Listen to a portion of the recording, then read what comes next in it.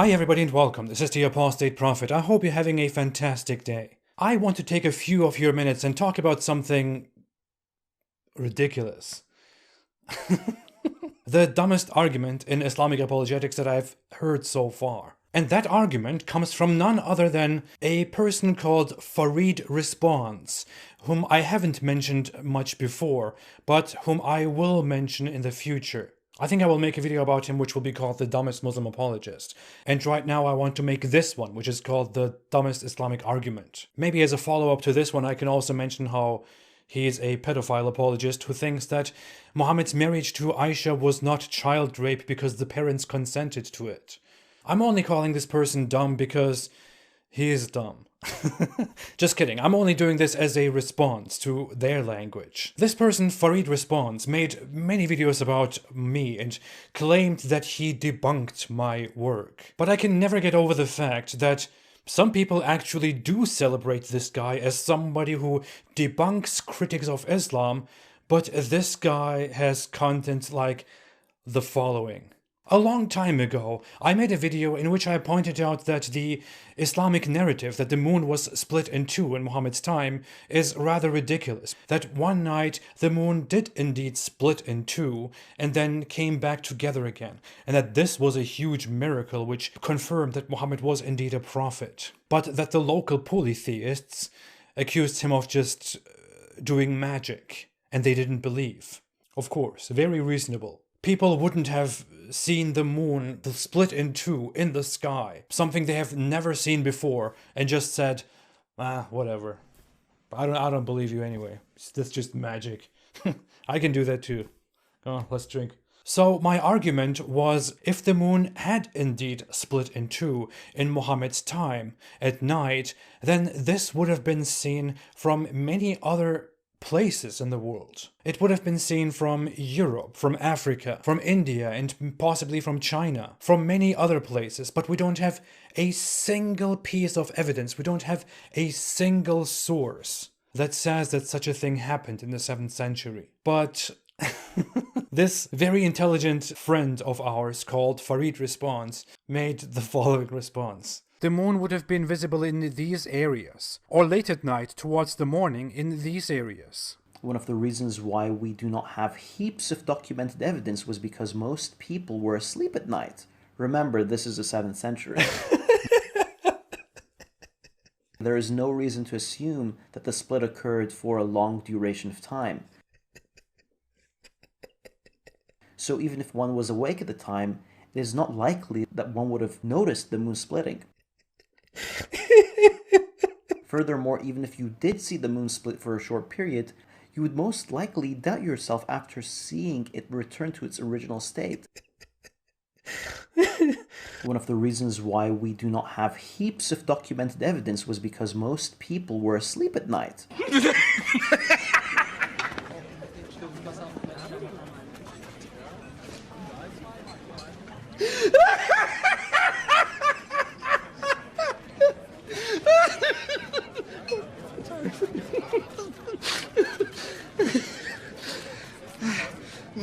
Remember, this is the 7th century. This is the high-ranking, high-quality Muslim apologetics. This guy destroys the critics of Islam. Think about it, seriously. This is the 7th century, as he says. I don't know what this guy thinks the 7th century was like. In the 7th century, there were many civilizations around the world that had proper cities, libraries. Civilizations were watching the sky all the time. They were using this opportunity to look at the stars, look at the moon, look at all the objects in the sky. There was advanced astronomy or pre-astronomy, whatever it is called, in India. Records were being kept in China. Right here among the Roman or post-Roman civilizations, the objects in the sky meant something. Even if it was not important on a scientific level, there were many cultures still alive in the world that had moon gods, or whose world of gods and spiritual beings included the moon. If somebody had seen the moon split in two in the sky, they would have made a record of this. People wouldn't have just ignored this. Like, oh, look, the moon is split in two. Should we record this? Should we write this down? Nah, forget about it. Just ignore it. Not important. Ignore it. That's not how people would have reacted, bro. And he thinks if some people, a very few people, did indeed see this happen, it happened for a very short time, and they probably thought, oh, I must be crazy. No, this is not happening. I can't tell anyone about this. They will all think I'm crazy. This is again the 7th century. We had many advanced civilizations, but we also had many civilizations that believed in very crazy things in this time. There were still many people in Europe and in many other cultures all around the world that believed that the world was one of many worlds that hang on a tree or that are carried on the back of something. Going around telling other townfolk that you saw the moon split would pretty much cause them to doubt your sanity. You wouldn't believe whoever told you that it split in the first place.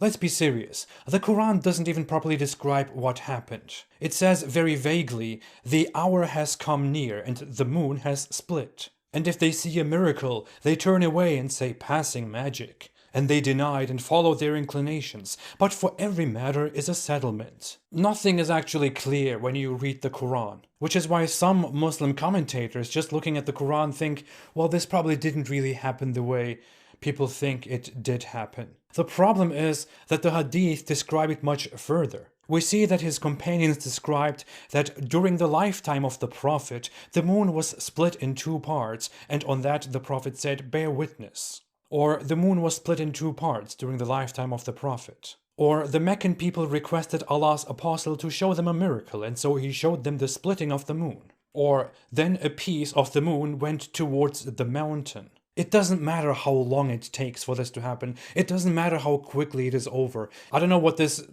clown thinks people are doing in the 7th century, but many people were probably awake at night. They were fighting, sleeping outside, drinking, sitting outside, and playing games. It is inconceivably stupid that nobody saw this, and that only few people saw this, and they thought, I better don't talk about this. People will think I'm crazy.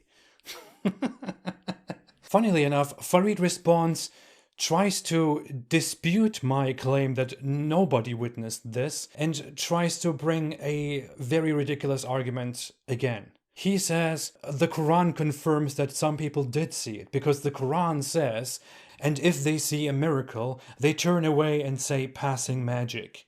It's not even clear what the Quran is really saying here because the Quran tends to be a book that is very vague and just confusing and weird, hard to read. But hey, we can't just take the Quran's vague words and say, oh yeah, see, some people did apparently see it and they said, oh, it's just magic. And if we are to look at the Hadith and trust them, because Muhammad's companions apparently described that such a thing happened, then it really makes you wonder how much you can trust the Hadith, which is why there are many Islamic scholars today too, who increasingly don't trust the Hadith anymore. The way they were transmitted and the things they contain and convey are very dubious. And we know for a fact that people in Muhammad's time and environment had a very terrible understanding of what the natural world looks like. And considering that Muhammad was once scared of an eclipse, and that he was scared of clouds, and lengthily prayed to Allah when he saw dark clouds, we could assume that these people are talking about something